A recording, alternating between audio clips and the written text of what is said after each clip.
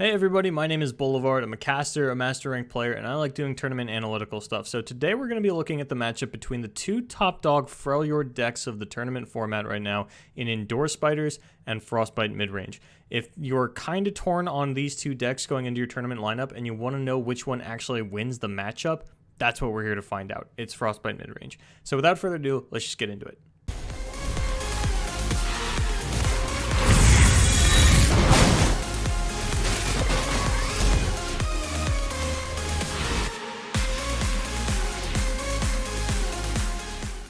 So I wanted to talk about some of the common scenarios that come up in this matchup that can really swing it that you might not be familiar with if you haven't played it before.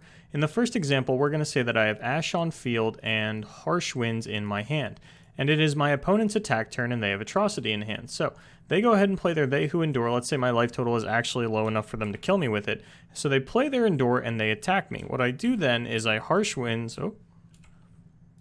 I play the Harsh Winds onto the They Who Endure, and it cannot attack me directly this turn. It cannot be Atrocity'd for the win.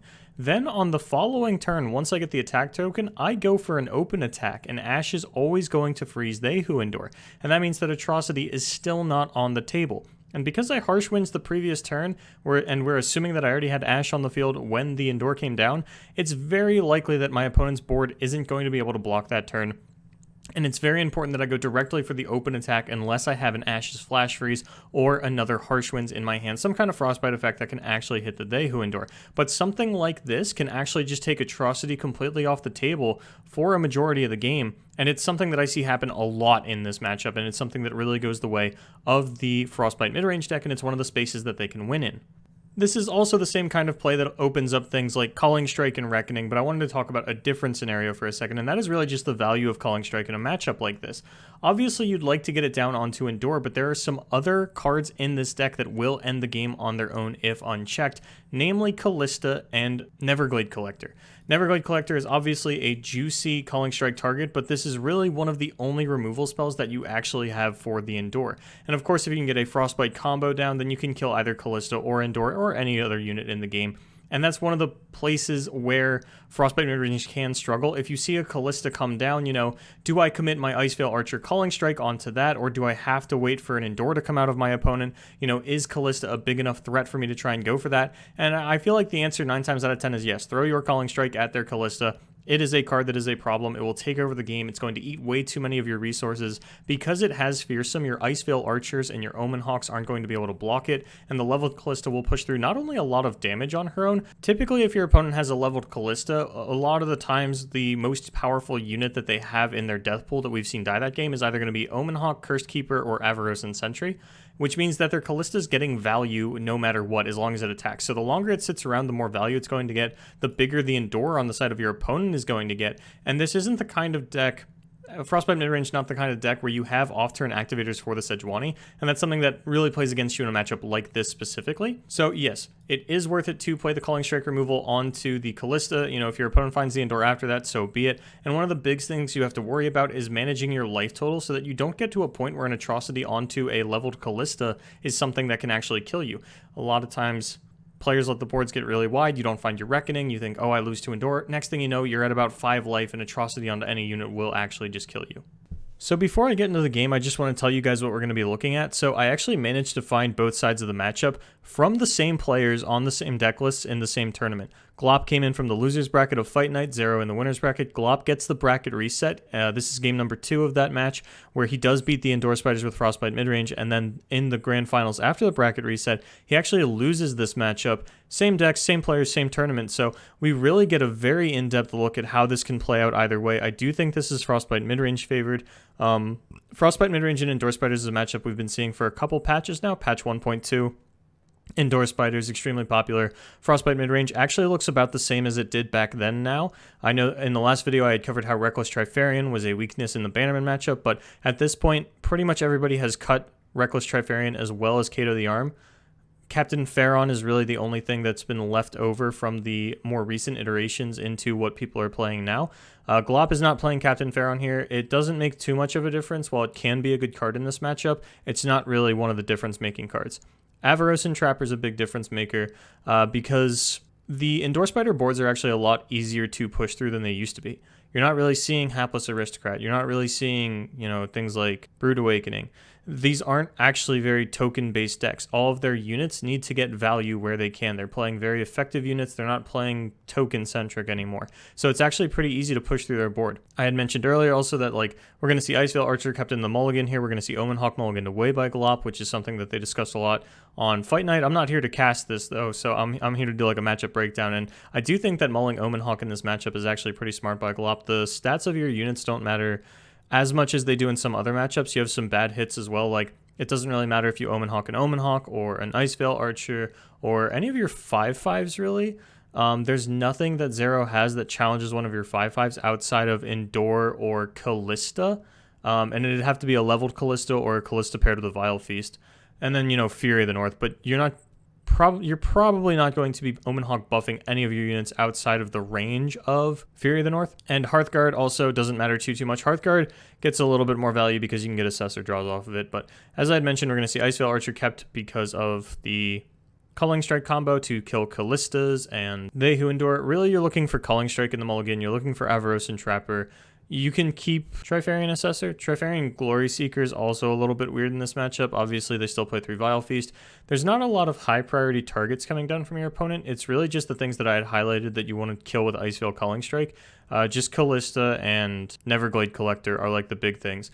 Obviously, you still see a lot of tokens coming out of the Endure deck, but those are more offensively poised tokens. Things like exactly the Bladed Caretaker or the Escaped Abomination coming off of a Cursed Keeper. It's not really like defensive tokens. It's actually really easy to push through their board, and this is definitely one of those matchups where you can actually push through an Ash victory. So now we're going to get into the game to see how it actually plays out, and I'm going to highlight for you guys, you know, what is the difference between the two games? Why was the Frostbite Midrange able to pick up game 1? Why was the Endure Spiders able to pick up game 2? Things of that nature.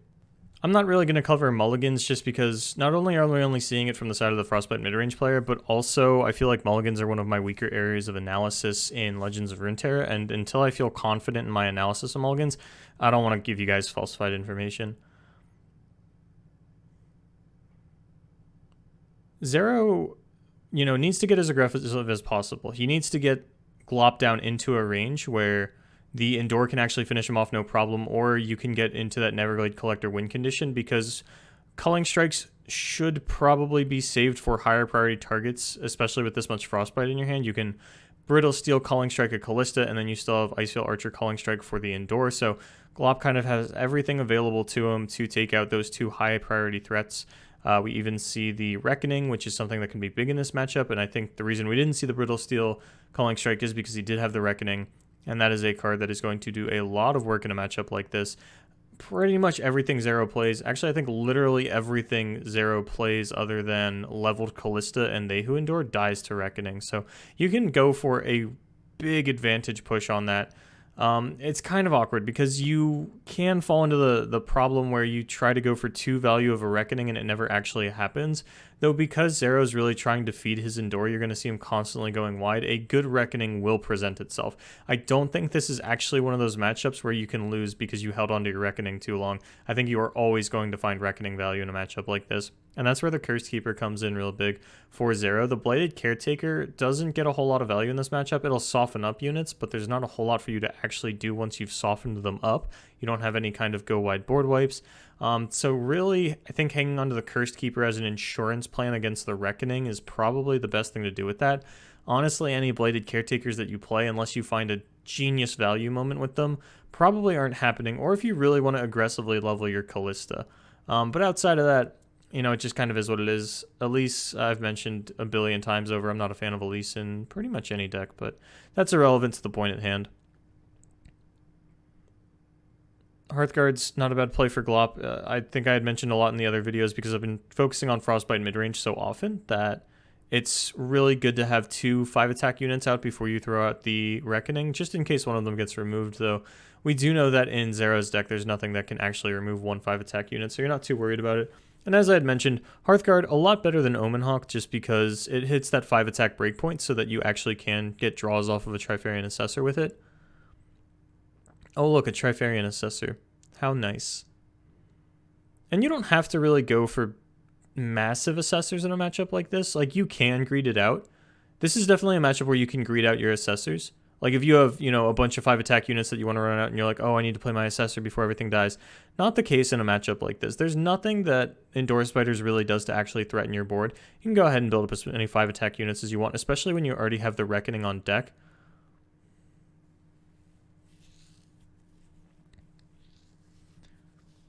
And this is what I meant about it not being a token-focused deck anymore, the Endure deck. Like, these attacks are going to get a fair amount of value. Like, either your opponent's taking a lot of damage, or you're clearing out some units that should be getting more value than they really are.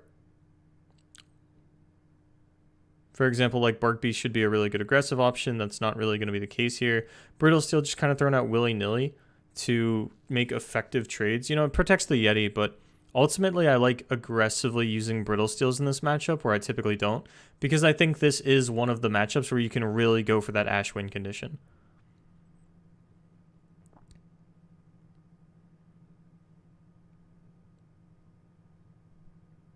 I think Calling Strike onto the Neverglade Collector here would have been kind of fine.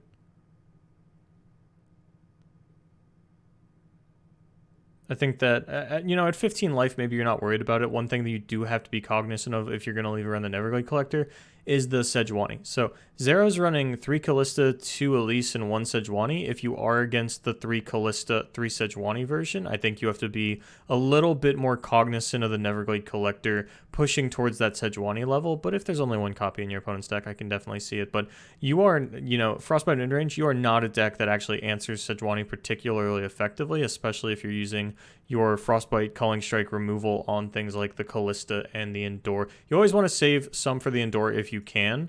Like we saw Glop able to take out the Callista without using these, so that was very good for him.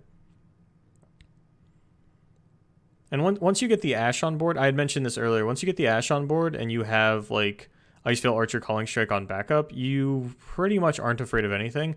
Ash is really important for you to protect in this matchup because she gives you that play that I had talked about earlier where you open attack into the Endure and it takes away any potential for your opponent to ever actually use the Atrocity. And this is what I was talking about earlier too. Like Zero still hasn't thrown down this Caretaker. It doesn't feel like it does anything. Like he'll finally be able to get value over here, but ultimately it's not that good of a card. And Glop has held back the Reckoning for so long rather than using it for aggressive pushes, has actually used it for the point where Zero's really low on cards. Also, this Curse Keeper's been sticking around for pretty much as long as we've seen the Reckoning be a viable option.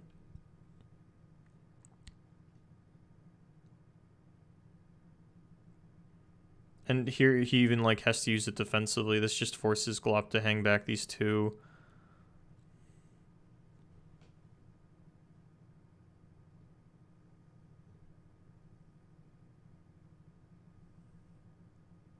Combat's just going to kind of play out. Nothing much to say about it.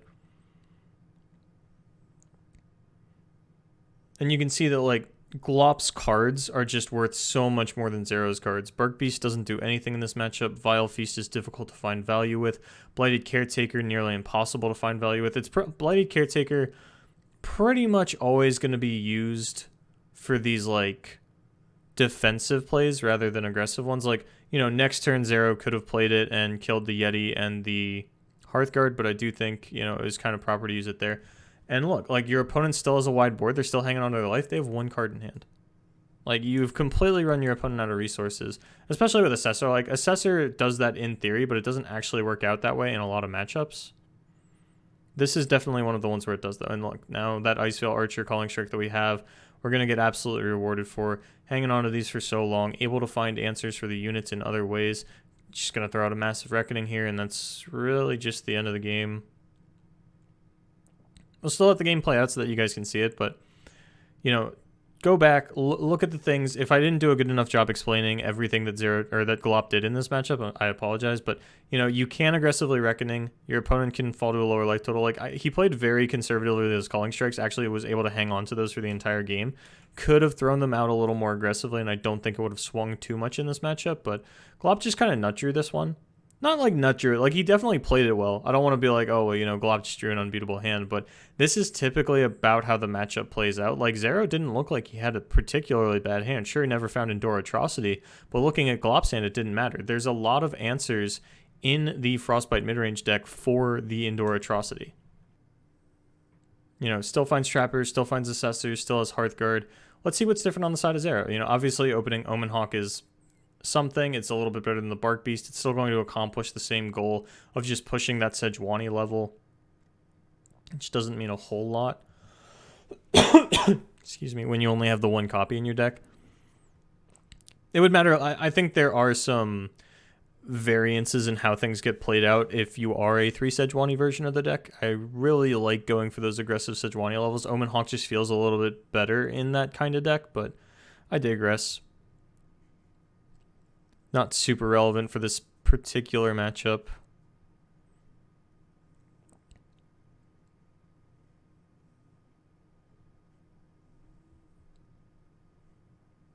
So something that I'm actually really curious about is the fact that Glop didn't play his Glory Seeker on 2 and instead went for banking the spell mana when he doesn't have any spells immediately available to him.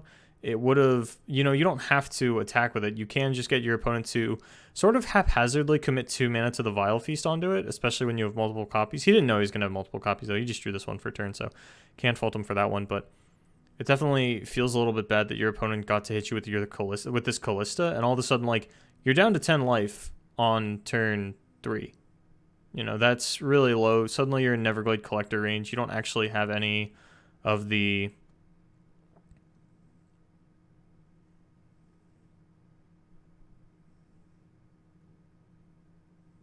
You don't have any Calling Strikes available to you. Sorry, I super blanked on that card name. Gets off a really big Assessor, picks up a Calling Strike, and like it looks like things are relatively favored for Glop here. We do already see the Atrocity for Szerro, so like this is one of those situations where it's kind of like damned if you do, damned if you don't. I'm pretty sure Calling Strike is going to have to be committed onto the Neverglade Collector, and then Szerro just has to find Endure.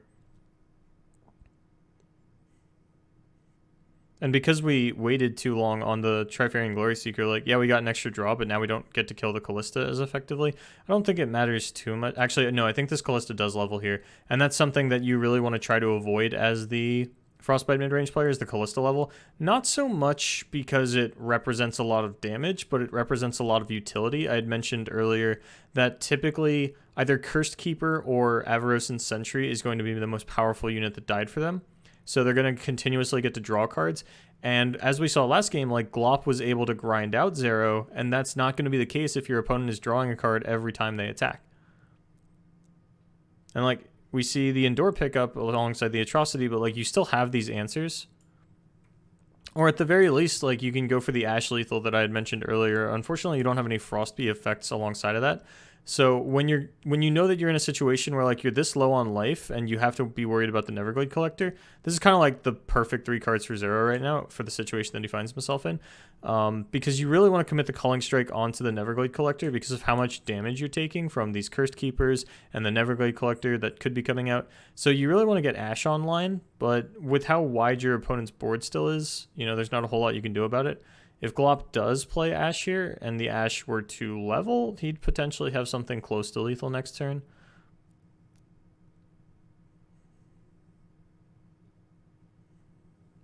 If the Ash was leveled anyway. Even without the leveled Ash, I think he's like chilling. But because he commits the Avarossan Sentry first, he doesn't have mana for the Calling Strike alongside the Ash. And it's really...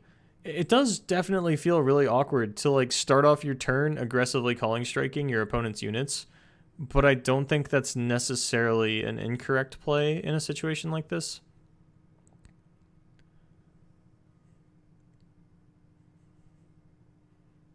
But now, you know, you're faced with a choice because you played a little bit off tempo. Do you Calling Strike this? Do you have to save that for an Endure?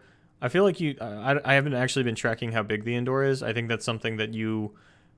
If your opponent starts off aggressively, like Szerro did here, where like they have an Omen Hawk into a buffed Avarossan Sentry, like that's a lot of damage that's getting represented at you very early on. I think you should really like hard track the Endure. Obviously, like on ladder, like I don't really track Endures, but like in tournament, you should always do it. But even on ladder, I think you'll have a pretty good shot at winning more games if you do get into a situation where it's like, okay, I'm tracking the Endure because they started off really aggressively against me.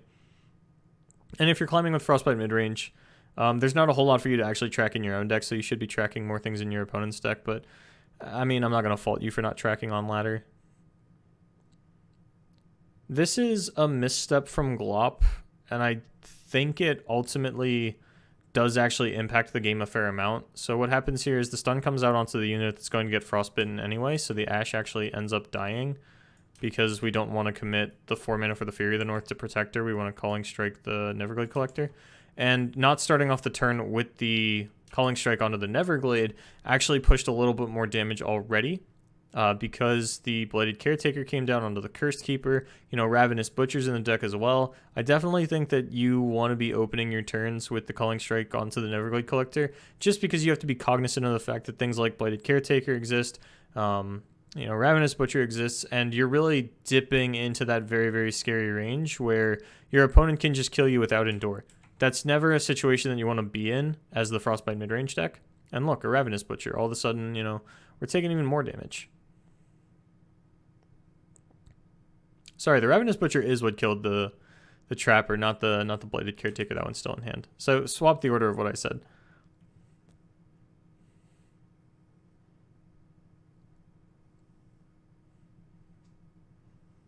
And like this honestly still confuses me a little bit. Like Glop waits until a block is declared by the Neverglade Collector before he kills it.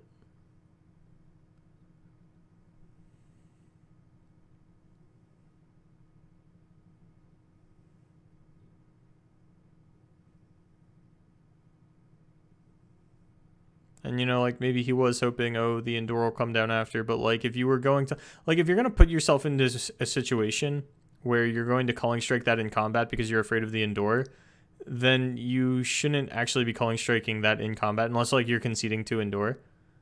I don't know. Things just worked out a little bit weird for Glop this game, and now he doesn't have the Ashe. So, like, without any Frostbite effects, it is difficult to deal with the Endure. I don't think I would necessarily advocate for keeping Harsh Winds in this matchup, but as I mentioned, you get to play really greedy with your Assessor, so I do think like Assessor is a card that you want to keep in your opening hand.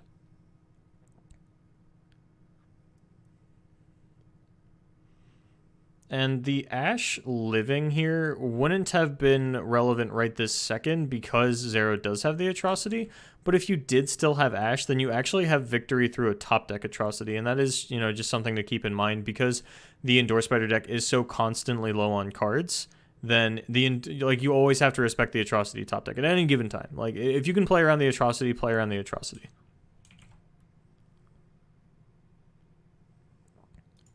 But yeah, ultimately we do see, you know, sort of the back and forth that these matchups can have, how things played out differently in game number 1, how they played out in game number 2. Obviously, like, you know, my analysis is what it is. If you disagree, I think it's still very valuable. Even if you just want to, like, throw this video on mute, like, just go back and watch those 2 games over and over again. Realize the critical differences in how they played out, the mulligan strategy, things of that nature. As I said, I suck at mulligans, so I'm not going to tell you guys about mulligans, but... I definitely think when you get an opportunity like this to watch 2 players on the same decks play each other twice and the matchup go a different way each time, you can really you can get a lot of insight into a matchup by reviewing those 2 games specifically. And I hope I did a pretty good job of explaining to you guys how things went differently each time. Obviously, there was like a little bit of a stumble by Glop on his play lines in game 2, but, you know, I still think ultimately the core fundamentals of there are how to play the matchup. And I hope you guys enjoyed this. I'm going to continue to stick on Frostbite Midrange for the time being, as it is one of the more popular decks in the format. This is coming out Wednesday. On Thursday, I will have Frostbite Midrange versus probably Twisted Fate Ezreal, as that's like another very popular deck in the meta. Just to let you guys know kind of how that matchup plays out. Because I already covered Karma Ezreal, but that one is advantaged because of all the stun effects. Obviously, the Twisted Fate Ezreal has different tools available to it, and I think that's one that I want to do next. But if you guys have any suggestions for any kind of matchups that you want to see, you know, let me know. I am just kind of pulling matchups that I see often. If there's like a very specific matchup that you want to see, just let me know. As long as there's tournament footage of it. Like if you guys are like, I want to know how Teemo Sejuani pairs into the Fizz Freljord deck, like I don't have footage of that. Nobody cares about that except you. You know, it just is what it is. But if you're like trying to improve your tournament game and there are matchups that you don't think you understand when you want to go in to pick up a lineup, hit me up. Let me know. I'll see what I can do. Because I can do a lot. But yeah, thank you guys so much for watching. My name is Boulevard. Socials are down below. Please give me a follow on Twitter to figure out when and where I'm casting every weekend. And until next time, good luck in your tournaments.